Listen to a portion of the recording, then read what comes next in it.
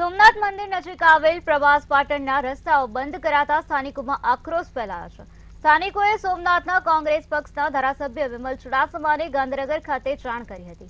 ધારાસભાનું સત્ર પૂર્ણ થતા વિમલ ચુડાસમા સોમનાથ પહોંચ્યા હતા અને તેમણે લોકોને સાથે રાખી અને સ્થળ પર મુલાકાત કરી હતી।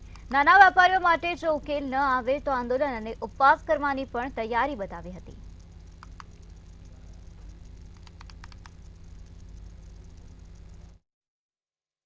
ત્યારે આ બધી પરિસ્થિતિ મેં જોયેલી। જ્યારે શોપિંગ સેન્ટર છે તો શોપિંગ સેન્ટરની આગળ દિવાલ કરી દેવામાં આવેલી। આજે શોપિંગ સેન્ટર પણ ટ્રસ્ટ દ્વારા બનાવી અને વેચવામાં આવેલું, અને જ્યારે વેચવામાં આવેલું ત્યારે એવી કોઈ વાત નથી કરેલી કે ભવિષ્યમાં આ તમારો રસ્તો અમે બંધ કરી દેશું કે એની સામે આ દિવાલ કરી દેશું। તો આજે એમની પણ રોજીરોટી છીનવામાં આવેલી છે। ત્યારે પ્રજા વતી એક ધારાસભ્ય તરીકે ટ્રસ્ટના જે પણ સંચાલકો છે એની સાથે હું વાત કરીશ, અને વાત કર્યા પછી એને વાત કરવાથી નિવારણ આવે કે થોડુંક ટ્રસ્ટવાળા જતું કરે, થોડોક લોકો જતું કરે અને વચલો કોઈ પણ રસ્તો નીકળે જેનાથી આજુબાજુ લોકો પણ શાંતિથી રહી શકે।